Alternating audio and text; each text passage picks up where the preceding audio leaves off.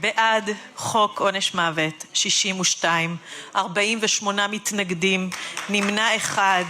אני קובעת כי הצעת חוק עונש מוות למחבלים תשפ"ו 2026 התקבלה בקריאה השנייה והשלישית, והחוק ייכנס לספר החוקים של מדינת ישראל.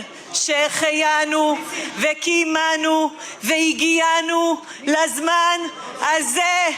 עם ישראל חי!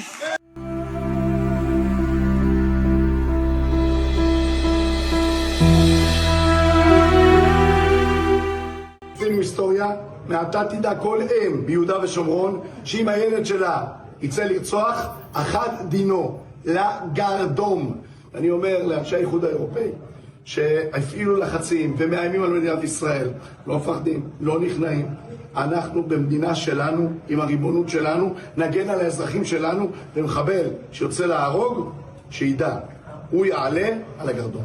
رسالتي إلى ذاك الظالم الذي يظن أنه بسطوته على الأسرى العز المجوعين المقهورين سيفت من عزيمتنا وعزيمتهم، فنقول لك يا جاهل أننا نفر من قضاء الله إلى قضائه، وما هذا الجسد الذي تعذبه إلا قربانا لرضاه، فأوجع كما شئت، فكل جرح معراج لحسن لقاء الله. أنت تحسب أنك قهرتنا ونحن لا نرى إلا جمال عطاء خالقنا، ونقول كما قال نبي الهدى محمد صلى الله عليه وسلم: عجبا لأمر المؤمن إن أمره كله خير وليس ذاك لأحد إلا لمؤمن، والحمد لله رب العالمين.